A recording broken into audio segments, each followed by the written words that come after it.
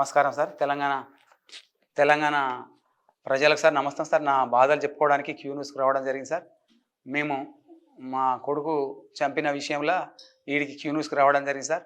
మాది రంగయ్యపల్లి గ్రామం, భీమదేర్పల్లి మండలం, జిల్లా హనుమకొండ జిల్లా. నా పేరు ఆషాఢపు దశరథం. నా కొడుకును బీర్ల విషయం పోసి పెళ్లి భరత్లో మండల హరీష్ అనే పెళ్లి భరత్లో దోస్తులు 9 మంది, గొంగళ నవీన్, బైకిన వినోద్, ఎలబైన మణికంఠ, మామిడాల హరికృష్ణ, ఎలబైన హరీష్, అబ్రవైన ప్రశాంత్, వల్లభోజ్ సతీష్, మర్రి రమేష్, పిట్టల బాలకృష్ణ, ఈ 9 మంది దోస్తులు ఫోన్ చేసి రప్పించారు. బైకిన వినోద్ అనేటోడు మా ఇంట్లో ఉన్న రాజేష్ను పెళ్లి భరత్ 9వ తారీఖు 5వ నెల 2018 నాడు AP 15-3351 అనే బైక్ మీద వచ్చి మా రాజేష్ను ఫోన్ చేసినా, పలుమార్లు ఫోన్ చేసినా మావాడు పెళ్లి భరత్ పోలేదు. వాడు ఇంటికి వచ్చి తీసుకుపోయిన తర్వాత వాళ్ళ ప్లాన్ల ప్రకారంగా బీర్లో భరత్ డ్యాన్స్ చేసే ముందు బీర్లో ఆర్గానో ఫాస్ఫేట్ అనే విష పదార్థం కలిపి వాళ్ళు మంచి బీర్లు తాగిరు. కలిపిన బీరు వీడిని నమ్మి తాగిండు. స్పాట్ని 5 నిమిషాల్లో చనిపోయిండు. చనిపోయిన విషయాన్ని కప్పిపుచ్చి చీకట్లో ఉంచుకుంటా వాడిని అదొకటి గుద్దుకుంటా 5 నిమిషాల్లో చంపేసిన తర్వాత ఆర్ఎంపీ ఇంటికి తీసుకుపోయి ఆడ వాడేసి పేరు పరారయ్యారు. నాకు మళ్ళీ మామిడాల వెంకటస్వామి అనే వ్యక్తి నాకు తెలియపరిచిండు. పోయి చూసేసరికి కొంచెం కోమాల వేరు అనుకుంటా పక్కపన్న వాళ్ళ ఆర్ఎంపీ వాళ్ళకి ఇట్లా చెప్పడం జరిగింది. నేను ముల్కొండూరు సుధాకర్ హాస్పిటల్కి పోవడం జరిగిన తర్వాత చనిపోయిన పిల్లవాడిని చనిపోలేదు అనుకుంటూ మండల హరీష్ అనే వాళ్ళ అన్న మహేష్ అనేటోడు మమ్మల్ని కప్పిపుచ్చి తీసుకుపోయినాక డాక్టర్లను కనసాయిగతో చెప్పుకుంటా చనిపోయిన విషయాన్ని చెప్పకుండా అదే సుధాకర్ అడ్వైజ్ చేసిండు MGM హాస్పిటల్ తీసుకోమని. అడ్వైజ్ చేసిన తర్వాత మార్గ మధ్యలో ఎలకతుర్తి రాగానే చనిపోయిన 3 గంటల అనుడుతో వాడు కూడా పరారైండు. మేము మా కొడుకును మళ్ళీ మా ఇంటికన్నా వేసుకున్నాం. అక్కడ వాళ్ళ ఇంటికాడ వేయలేదు బాడీని. మండల హరీష్ ఇంటి వద్ద మేము పీనుగానే శవాన్ని వేయలేదు. ఎందుకంటే మాకు ఇక్కడ దెబ్బలు లేవు. చెవులకెళ్ళి ముక్కలకెళ్ళి మాత్రం నల్లగా రక్తం వెళ్ళింది. ఇది ఎందుకో అనుమానం ఉన్నది నాకని నేను పోస్ట్మార్టం చేయించినప్పుడు మా బావ ఉస్నాల హోంగార్డ్ అనేటువంటి నేను నమ్మిన. వాడు ఏం చేసిండు, ఊళ్ళో పెద్ద మనుషులు ఈ 9 మంది దొంగల తల్లిదండ్రులతో టైఅప్ అయి వాడు మాకు ఈ పోస్ట్మార్టం కాడ విషయం చెప్పలేదు. తెల్లగాయదాం కాడ పోస్ట్మార్టం చేసే సమయంలో ఆ రోజు హుజురాబాద్లో కేసీఆర్ రావడం జరిగింది రైతు బంధు విషయంలో. మా మంది ఒకటే పోస్ట్మార్టం బాడీ ఆడ రోజు జరుగుతున్న సమయంలో పోస్ట్మార్టం చేసే సమయంలో ఏఎస్ఐ మురళి అనేటోడు దొంగ ఏఎస్ఐ అనేటోడు నా తెల్లగాయద మీద నాతో సంతకం తీసుకొని మొత్తం పిటిషన్ మార్చడం జరిగింది. వాళ్ళందరి పేర్లు పెట్టినప్పుడు వీళ్ళు నా కొడుకుని చంపిందల్ల వీళ్ళు ఏమో జరిగిందని అనుమానం ఉన్నదని నేను డీజే కాడ ఏమో చేసిరు నా కొడుకుని నేను పిటిషన్ పెడితే పిటిషన్ మార్చిరు సంతకం తీసుకొని. తర్వాత మా భావనకు చెప్తాను అనుకుంటే పోస్ట్మార్టం చేసే సమయంలో నాకు చెప్పలేదు. మళ్ళీ FSLకి పంపించిన పాపం ఆయన డాక్టర్ దేవుడు. నా జీవితంలో నాకు ఈ కథ మలుపు తిరగడానికి కారణం దేవుడు. డాక్టర్ FSLకు ల్యాబ్కు తిన్నాయి తాగినాయి అన్నీ పంపించిన తర్వాత నెలకు రిపోర్ట్లు వచ్చినాయి. విషయం ఆర్గానో ఫాస్ఫేట్ అనే విష పదార్థం కలిపిన వచ్చింది. అప్పుడు నేను అప్పుడు ఉపేందర్ వచ్చిండు. ఏఎస్ఐ ట్రాన్స్ఫర్ అయిపోయినాక ఉపేందర్ వంగారకు ఆయన వచ్చిన తర్వాత ఆయన CI శ్రీనివాస్ ఎలకతుర్తి వీళ్ళిద్దరిని తిరిగి 6 నెలలు అయింది. ల్యాబ్ రిపోర్ట్లు ఇవంటి ఇవ్వలేదు. పోస్ట్మార్టం ఇవ్వపోయినాక మళ్ళీ CP రవీందర్కు అప్పుడున్న వరంగల్ సిపికి నేను దర్యాప్తు విషయంలో కాయిదాలు ఇవన్నీ చేయమని నేను మళ్ళీ చేసిన. పోస్ట్మార్టం ఇవంటి ఇవ్వకపోయినాక మళ్ళీ 6 నెలల్లో మళ్ళీ ఒక పేపర్లో పడ్డది. డీజేతో కాదు విషప్రాయంతో విద్యార్థి మృతి అనే పేపర్లు ఇవ్వడం జరిగింది. దీన్ని ఈ పేపర్ స్టేట్మెంట్ ఆధారంగా మరి వాడు తీసుకున్నాడు ఆ విషయం. ఈ 9 మంది చేశారా అనే కోణంలో మేము దర్యాప్తు చేస్తున్నాను పోలీసులు అన్నారు. అప్పుడు ఎలకతుర్తి CI శ్రీనివాజీ అప్పుడు ఏఎస్ఐ ట్రాన్స్ఫర్ అయిన తర్వాత ఉపేందర్ వచ్చిండు. వాళ్ళిద్దరు చేసిన దర్యాప్తులల్లా తేలుతుంది అన్నారు. నేను మళ్ళీ పిటిషన్ ఇచ్చిన 13/11/2018 నాడు నాకు ఈ 9 మంది పేర్లు ఇచ్చి నేను దర్యాప్తు చేసినాం అన్నారు. మరి ఆ కేసును వాళ్ళని కేసు అయిన విషయాన్ని వండబెట్టి పాలిగ్రాఫ్ అనేది ఒకటి దొంగ కాయిదాలు సృష్టించి కేసును మళ్ళీ పెండింగ్లు పెట్టుకుంటా నేను తిరగంగా మళ్ళీ పోస్ట్మార్టం చేసిన కాయిదాల విషయంగా మళ్ళీ అందరికీ చూపించుకుంటా ధర్నాలు చేయడం జరిగింది. 2022 మేలో నేను వంగర పోలీస్ స్టేషన్ ముందు నేను 1 నెల రోజులు ధర్నా చేసినాం.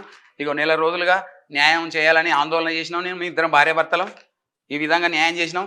మళ్ళీ అప్పుడు DCPలు అందరూ వచ్చి వీళ్ళని అరెస్ట్ చేస్తామని మాకు మాట ఇచ్చిన తర్వాత 19వ రోజున చేరిన నిరసన ఇట్లా పేపర్ స్టేట్మెంట్లు కూడా వాళ్ళు మీడియా వాళ్ళు రావడం జరిగింది, ప్రింట్ మీడియా.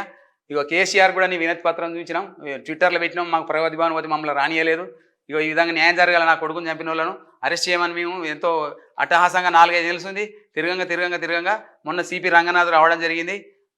వచ్చి మళ్ళీ కేసు రీఓపెన్ చేసిండు. కేసు రీఓపెన్ చేసి జనవరి 23, 2023 నాడు కేసు రీఓపెన్ చేసిండు. రీఓపెన్ చేసిన కాంచెలు కూడా ఇప్పటి వరకు వాళ్ళు అరెస్ట్ అయింది లేదు. నాకు న్యాయం జరుగుతలేదు. తిరిగి 10 లక్షలు అప్పు అయింది. బస్సు టికెట్లు 5 ఏళ్ళు వేస్తుంది. మేము తిరిగి బస్సు టికెట్లు దవాఖానలో పాలైనాం. తిరిగి బస్సు టికెట్లు ఆస్తులు ఆస్తులు అమ్ముకున్నాం ఇవన్నీ బస్సు టికెట్లు జర ఈ మీడియా క్యూ న్యూస్ ద్వారా తెలియపరుస్తున్న బాధ. మరి ఈ పోలీస్ వ్యవస్థ ఎందుకున్నది? ప్రజలకు సేవ చేసడానికి ఉన్నదా లేకపోతే హంతకులను కాపాడడానికి ఉన్నదా? సతీష్ కూడా నన్ను పట్టించుకునే పరిస్థితి అప్పుడు టీఆర్ఎస్ ఎమ్మెల్యే దవాఖాన్లు ఈ బాధలు 5 ఏళ్ళు బస్సు టికెట్లు ఇవన్నీ బస్సు టికెట్లు. ఇప్పుడు కేసు రీఓపెన్ చేసి కోర్టుకు పోతారు. ఈ 9 మంది కోర్టుకు పోతారు కానీ రీఓపెన్ అయినా డేట్లు కూడా ఉన్నాయి. మళ్ళీ నార్కో టెస్ట్ పెడతాం అనుకుంటా మళ్ళీ దీన్ని కాలయాపన చేస్తారు. నార్కో టెస్ట్ అనుకుంటా కాలయాపన చేస్తారు. ఇవి అందరు ఏసీపీ డీసీపీ సంతకాలను ఇలా మేము ఓపెన్ చేసినామని దర్యాప్తు చేసిన కాయిదాలు ఇది వరకు కోర్టు శాఖ చూపిస్తలేరు. పిటిషన్ మార్చిన ఆధారాలు మన దగ్గర ఉన్నాయి. తన కొడుకు అనుకుంటా ఒకసారి రాశారు, నా కొడుకు తన కొడుకు నేను నా కొడుకు నేను రాస్తా కానీ తన కొడుకు రాయడం జరిగింది. వాళ్ళు అప్పుడు భయపడుకుని రాశారు పోలీస్ స్టేషన్లో. అప్పుడు పిటిషన్ మార్చిన ఆధారాలు మా దగ్గర కూడా ఉన్నాయి. అంతా మొత్తం కేసు తప్పుదో పట్టించారు. 5 ఏళ్ళు ఇప్పుడు రీఓపెన్ చేసి సంవత్సరం కాబోతుంది. ఇదివరకు అరెస్ట్ లేదు. కాజుపేట ఏసీపీ గారు నార్కో టెస్ట్ ఓపెన్ చేయాలని స్టెప్ బై స్టెప్పులు తీసుకోమని వంగరేసయ్య గారికి చెప్పారు. ఎంఆర్ఓ సంతకాలు డీసీపీ సంతకాలు కేసు రీఓపెన్ అయింది. వంగరేసయ్య గారు సంతకాలు పెట్టిరు. నార్కో టెస్ట్ 9 మంది పెట్టాలని నార్కో టెస్ట్ పేరిట కాలయాపన చేస్తారు సార్. ఆ దర్యాప్తు అయిన కాయిదాలు కోర్టుకు సబ్మిట్ చేస్తే తొందరగా అరెస్ట్ అవుతారని మా భావన, మా బాధ. తిరిగి వాళ్ళ సంతకాలు కోర్టుకు తిరిగిన సంతకాలు కూడా మొన్న ఎప్పుడు ఇది 2023 29 తారీఖు ఆగస్టు నెలలో వీళ్ళు కోర్టుకు హాజరైన సంతకాలు. ఇవి తిరుగుతారు కానీ అరెస్ట్ అయింది లేదు. నాకు ప్రాణభయం ఉన్నాయని కూడా నేను మొన్న పిటిషన్ ఇవ్వడం జరిగింది. వంగర పోలీస్ స్టేషన్ నన్ను మండల హరీష్ అనేటోడు నన్ను బెదిరించిన సంపదనని ప్రాణభయం నేను పెట్టినా ఏసీపీ టేక్ యాక్షన్ అని చెప్పిండు. వాడిని కూడా టేక్ యాక్షన్ తీసుకోలేదు. లంచాలు తినుకుంటా వంగరేసాయి వీళ్ళందరూ అంతా ఒకళ్ళనుకోవాలి మారుకుంటా నాకు కేసు మీద పెండింగ్ పెడతారు. ఇప్పుడు కూడా న్యాయం జరగకపోతే నేను ఎక్కడ దాకా ఇక్కడ కోర్టు హైకోర్టు కూడా ఆలోచించిన ఆర్టీఐ ద్వారా కూడా నన్ను సమాచారం ఏం చెప్పారు నాకు ఇవ్వగలరంటే ఆర్టీఐ కూడా సమాధానం ఇవ్వని పరిస్థితి.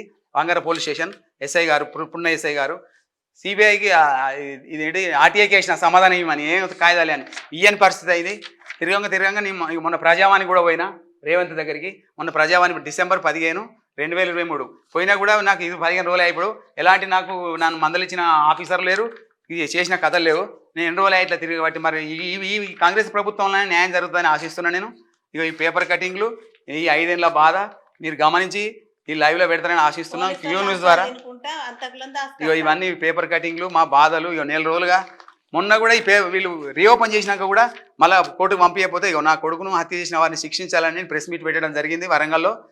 నాది తెలంగాణ న్యూస్ పేపర్ ద్వారా రావడం జరిగింది. ఇది వచ్చిన తర్వాతనే కోర్టు మళ్ళీ అవుతారు. ఇప్పుడు 4 నెలల కోర్టులో హాజరు కాబట్టి అసలు సరైన కాయిదాలు కేసు అయిన కాయిదాలు 9 మంది అవి పంపిస్తే తొందర మాకు న్యాయం జరుగుతుంది. జడ్జి గారికి ప్రవేశపెట్టాలి, తొందర మాకు న్యాయం జరగాలి. నార్కో టెస్ట్ అనుకుంటే మమ్మల్ని కాలయాపన చేస్తారు. వంగరేసయ్య గారు ఎవరెవరు ఎన్ని తిన్నారో మరి మాకు ఈ క్యూన్స్ ద్వారా ఈ వెలుగులోకి రావాలి. ఈ చీకట్లను నా బతుకును వెలుగులో తీసుకొస్తారని ఈ ప్రభుత్వం మరి ఇప్పుడైనా ఈ కాంగ్రెస్ మాకు న్యాయం చేస్తారని ఆశిస్తున్నాం. గత ప్రభుత్వం మమ్మల్ని మోసం చేసింది. ఇప్పుడున్న కాంగ్రెస్ రేవంత్ రెడ్డి గారి దగ్గర నేను వినతి పత్రం ఇవ్వడం జరిగింది.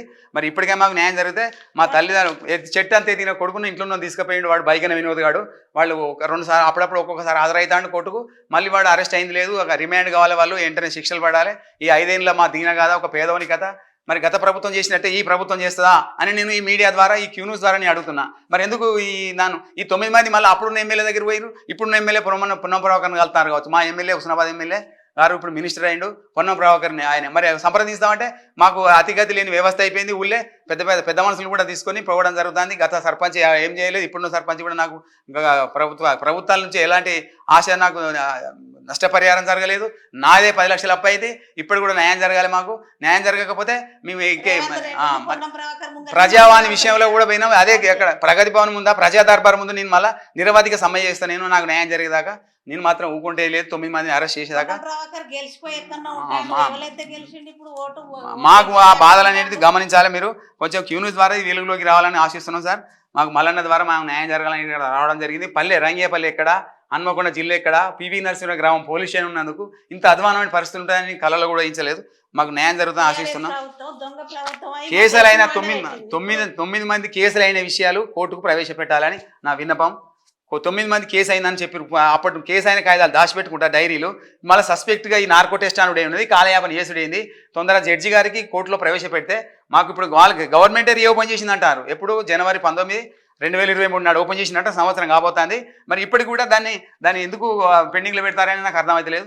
దయచేసి మీ ద్వారా మాకు న్యాయం జరగాలని కోరుతున్నాం సార్. దండం సార్. మల్లన్న ద్వారా మాకు న్యాయం జరగాలి. వాళ్ళని 9 మందిని అరెస్ట్ కావాలి, రిమాండ్ కావాలి. మాకు నష్టపరిహారం 10 లక్షలు అప్పైంది, మరి ఎవరు ఇస్తారు? గవర్నమెంట్ ఇస్తుందా? ఆ దొంగలు చంపిన వాళ్ళు ఇస్తారా? మాకు పైసల విషయం కాదు, మొదలు వాళ్ళకి శిక్ష కావాలి.